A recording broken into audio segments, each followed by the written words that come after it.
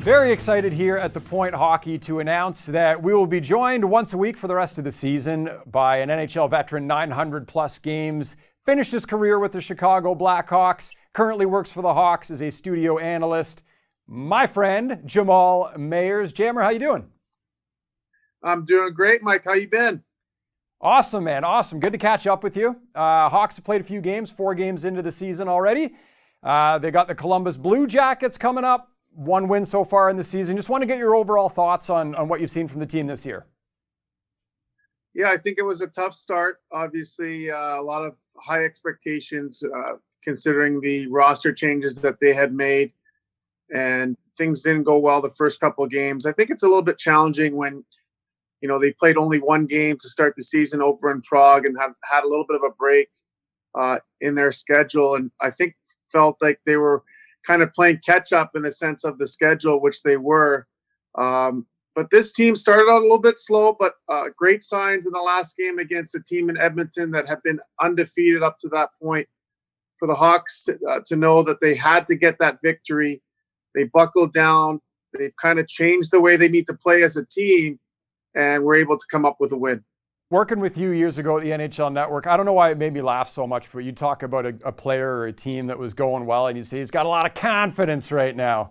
And I always still get a chuckle out of that. You think the third line's playing with a ton of confidence right now, and I do too. We'll look at some of their numbers so far this season. At 5-on-5, over 30 minutes together, really good expected goals differential while they're on the ice. Haven't been on the ice for a goal against, and you talk about Edmonton, they played some top lines too. What are you seeing out of this line that's made them so effective?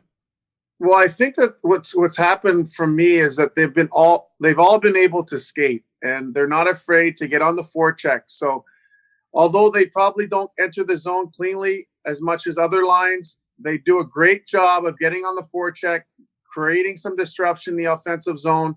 They're all fairly big guys that are able to handle the heavy workload down low, and they're able to take pucks to the net, be physical when they have to be. But for me, they're hard on the puck. They support each other extremely well, and they create fits for top lines. At the end of the day, as you know, top lines do not want to play in the defensive zone. This line has done a great job of giving up that puck through the neutral zone and then working to get it back offensively. And the real catalyst and leader for that line for me has been the play of Brendan Saad. He's been a real horse to start the season. He could have easily taken it bad that he was playing on the third line, but he certainly did not do that. He started the season extremely well, has been their best player throughout these first few games.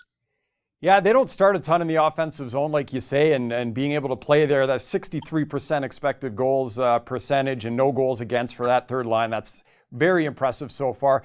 I picked the Hawks as a wild card team potentially on one condition: they improve defensively. And we talked about that line and what they've been able to do, but we'll look at some stats here of Chicago last year, where they were one of the worst defensive teams in the league and didn't get great goaltending to go with it, which was obviously a problem for them. Goaltending seems to be good so far, but again, you look at some of these key indicators defensively, and they're still right near the bottom of the league. What has to change? Well, when Jeremy Colleton came in, the big question mark coming in was that he hadn't had a training camp to work with these guys. Well, he's had a training camp. He's had time to work with these players and implement his system. And I met with them at the end of last year because I didn't want to inaccurately describe what he was doing.